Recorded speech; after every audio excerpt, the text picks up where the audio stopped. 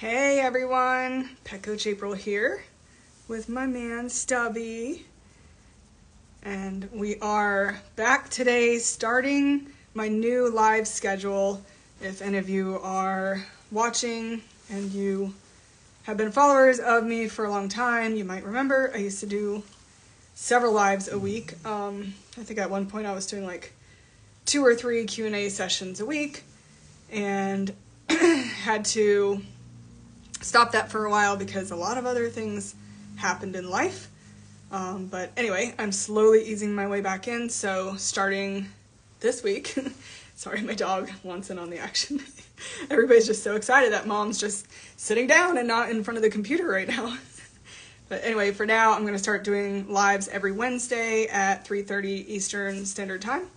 And my goal will be to eventually work back up to 3 days a week and just give you guys this chance, 30 minutes of my time here in the live session, to just ask any questions you have, anything about anything about your pet. It can be any kind of pet, but of course, specifically, we like to make sure we're supporting our hairless cat community here. If there's any questions you've seen about the live grooming videos that I've done this week, or maybe any of the pet tips that I've posted, this would be a really good time and space to be able to have your questions answered. So yeah, Stubbin is enjoying some extra chin scratchies. Today, I know my shirt's backwards, but today I'm wearing Best Sphinx Cat Mom shirt. That's what it says on the bottom there. And I love this design. The kitty's wearing his little hoodie, and the little text on it says hashtag, what does it say? Hashtag nude AF. Yeah, that's right. This one's so cute.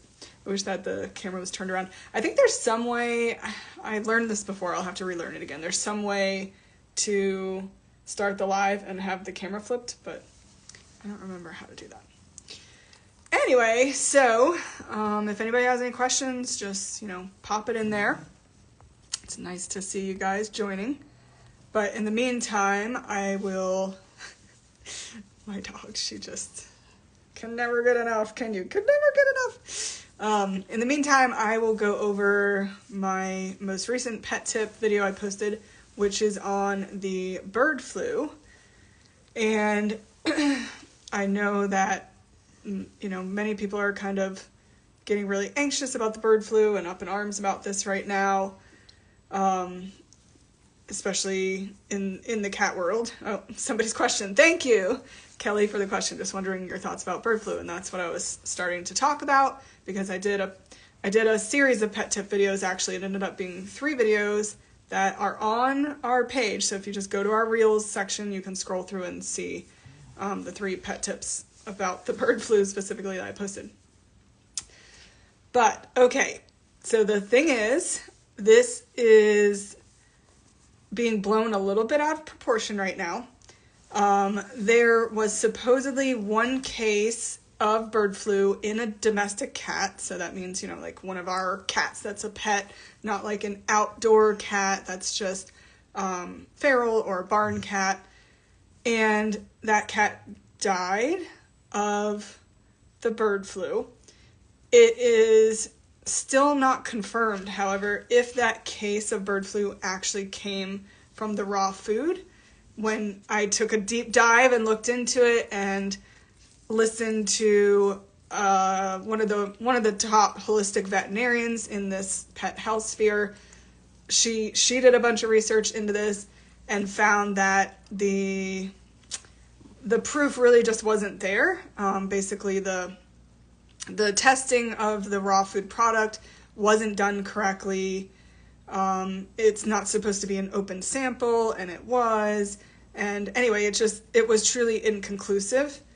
And also the person whose cat died, I believe she said the cat never leaves the house, but then there was conflicting information because the person at the pet store, I believe, where she buys her food, said, oh no, the lady often comes into the pet store with her cat to purchase the food.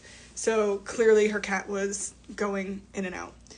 So anyway, that's problem number one. There's actually not been a single confirmed case that I know of as of today that came from food. And problem number two is, even if the virus were to get into the food, and of course this is only a issue with raw food diets, because this is, this is the age-old argument from people, pet owners or veterinarians, about feeding raw food is the danger of pathogens in it, right? And as soon as you cook the food and get it to a certain temperature, it will kill viruses or bacteria in the food.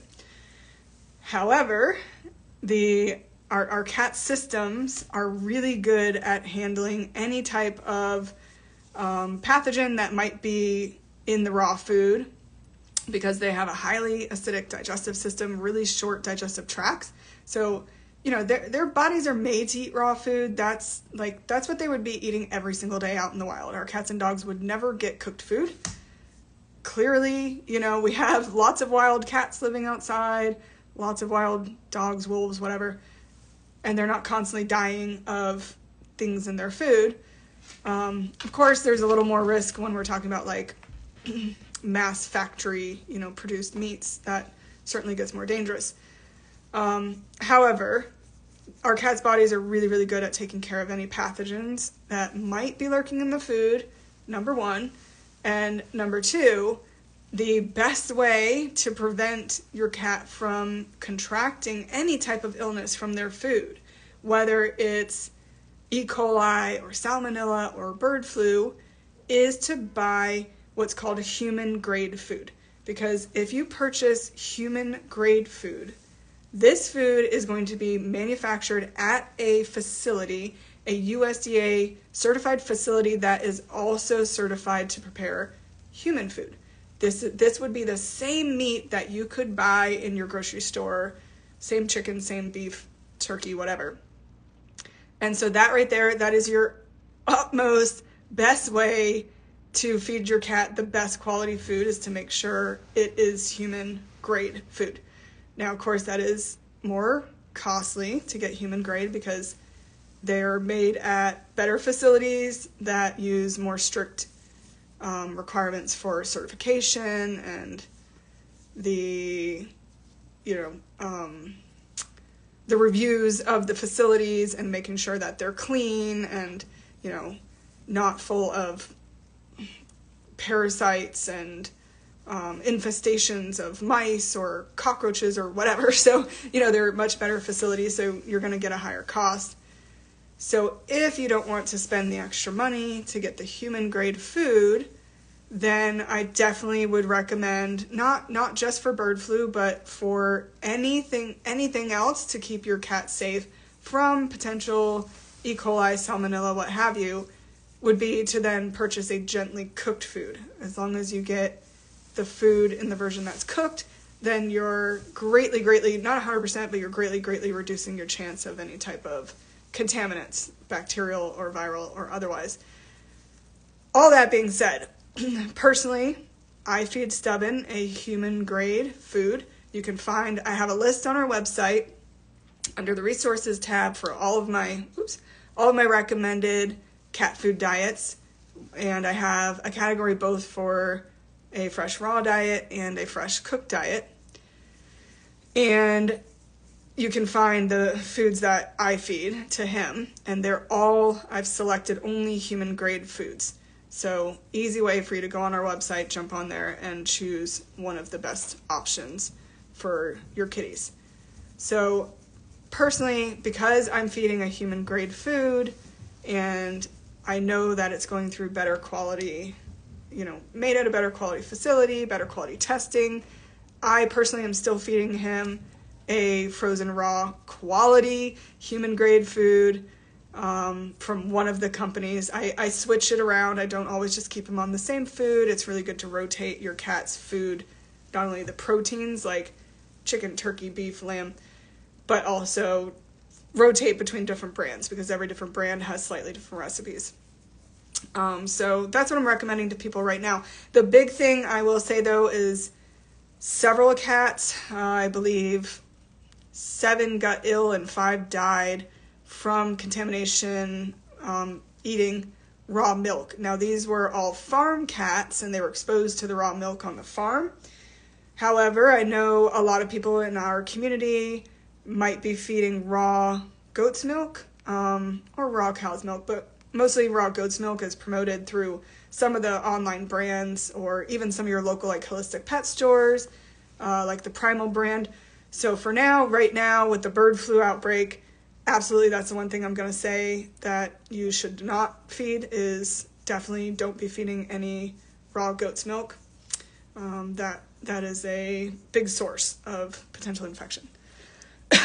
Okay. We have another, what about pet chickens with the pet cats? Okay, good question. So that's the next point when it comes to bird flu. I talked all about, the food and how to minimize the risk through the food. The next way you want to minimize the risk is just by their outdoor exposure. So of course, most of us, hi Heidi, of course, most of us here have hairless cats, so most likely we're not taking them outside very often. However, if you do like me, I do walk Stubbin every day because it's just our thing. He loves it so much, and I love getting him out. I have a dog as well, as you saw, and so a precaution I'm taking now is I'm taking the extra step to take off my shoes and put on boots and only walk in my boots and then take my boots off when I come in the door. I never used to do this. I'm not, I'm very clean. My house is very clean, but I'm not super worried about, infections or anything kind of person. And so it never really bothered me. I'd just walk outside and walk in with my shoes. However, when I learned about this happening, that's one of the first things that I changed because most of the exposure for our cats or even other wildlife, many other wildlife are getting sick with the bird flu too. It's not just cats. There's been, I don't know, you name it, raccoons, skunks, foxes, bobcats, whatever. There's a whole map you can look up, just all the different states. They've highlighted all the wild animals that have contracted bird flu and died. So the big risk is outside, not so much in the food. Feed human grade food. That's your best protection, number one. Purchase it cooked if you're really afraid of the bird flu. I'm not even afraid of it enough to not do my raw. I love the raw. He does really good on it, but just don't feed any raw milk. But your biggest risk is outside. So if you're going to bring your cat outside, walk them in a stroller, or I use the cat backpack, so walk them in a cat backpack, and just change your shoes. When you go outside, put on a different pair of shoes and don't wear them back in the house.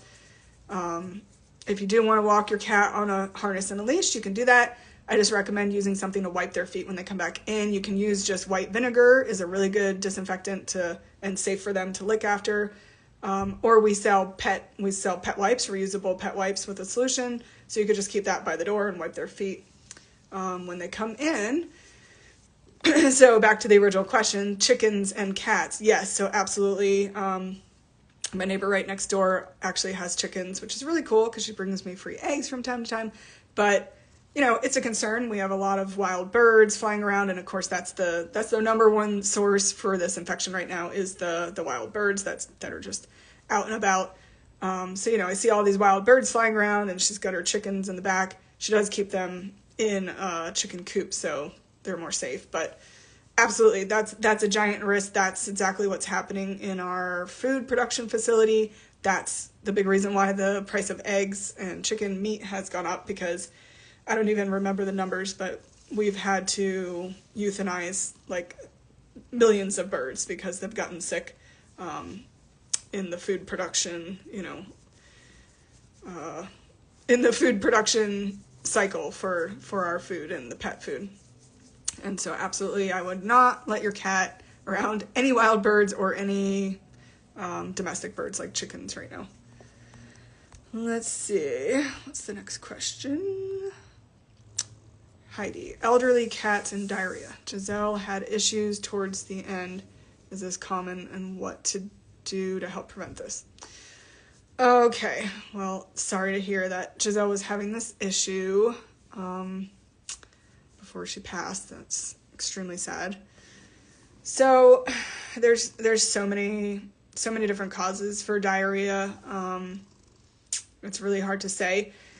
Usually, I would say, actually, in my experience, more times over with elderly cats, we're going to experience constipation, because as their muscles weaken and the muscles in the digestive tract weaken, their bodies don't do the work as well to expel, the fecal matter in there.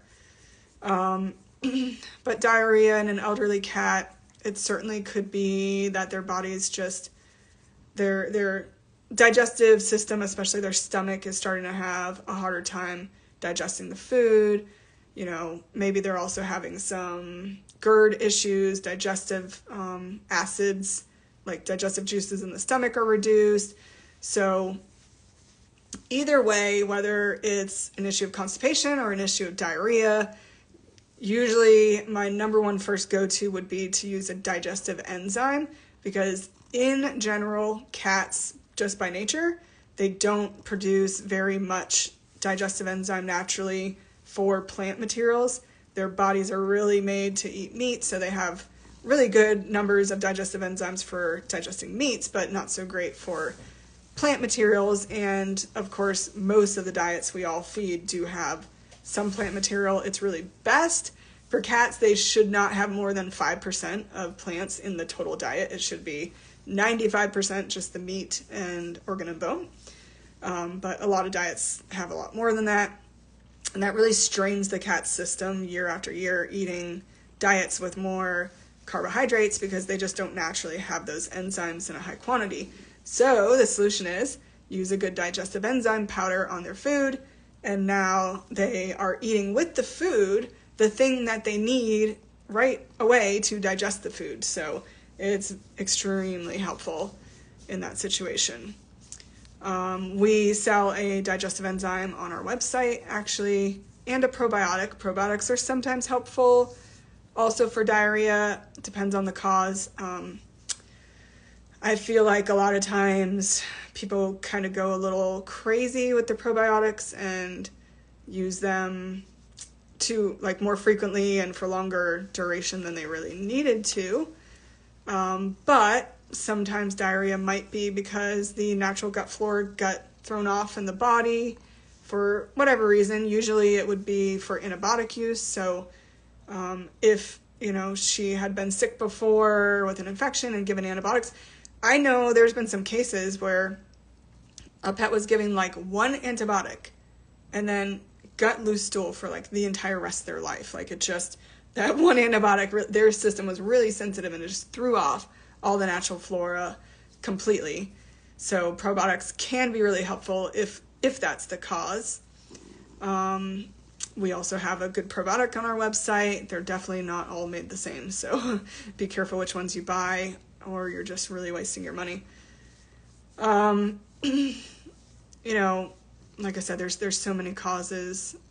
There's some really great supplements you can do in addition to digestive enzymes and probiotics. Some herbal supplements that are really helpful for diarrhea. Slippery elm root is a really good one. That would be my next go-to.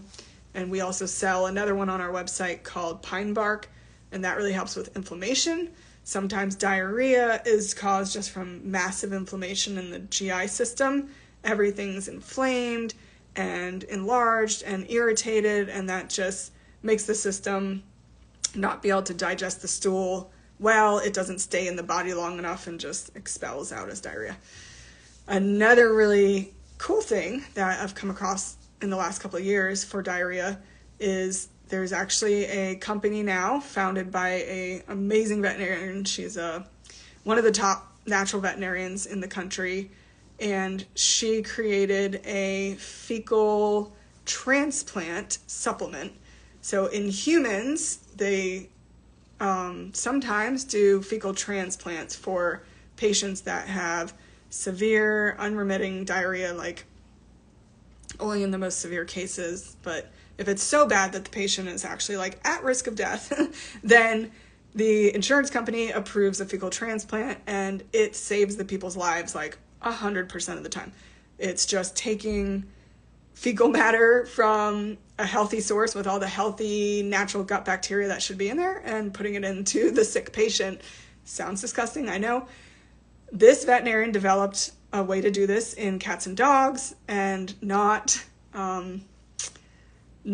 through an actual like fecal transplant per se, but she takes fecal matter produced from cats and dogs who are like the epitome of health. These cats and dogs are like,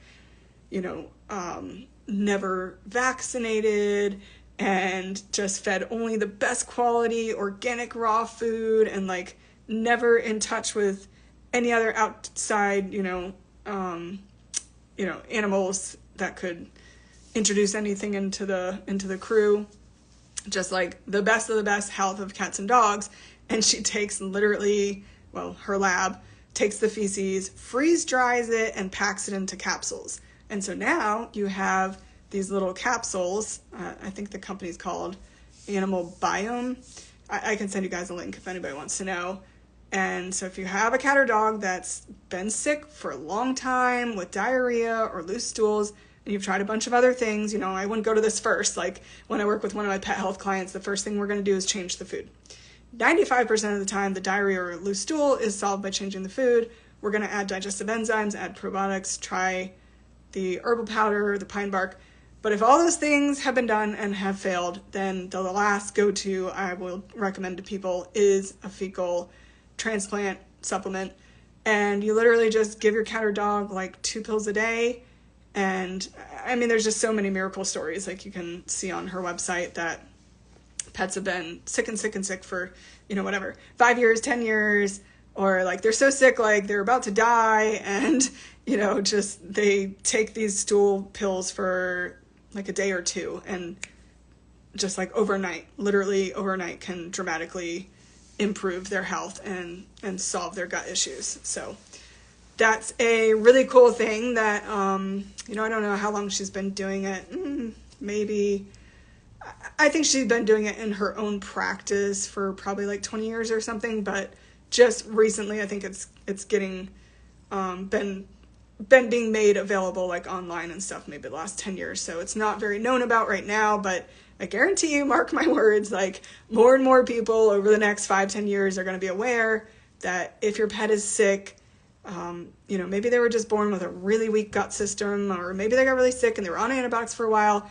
and they just have this unremitting diarrhea, the conventional veterinarian office is going to diagnose it as irritable bowel disease or irritable bowel syndrome and try to just treat it with steroids every single day, which is horrible for your pet's body, horrible. And more people are going to find out that you can do this option, this fecal transplant, basically poop pills, and for, very small monetary investment. I mean, it is incredible, like how inexpensive this treatment is compared to like, all the problems you're going to have treating your pet with long-term diarrhea on steroids and stuff like that. And it can just heal your pet so fast and easily. So it's amazing. It's really fun.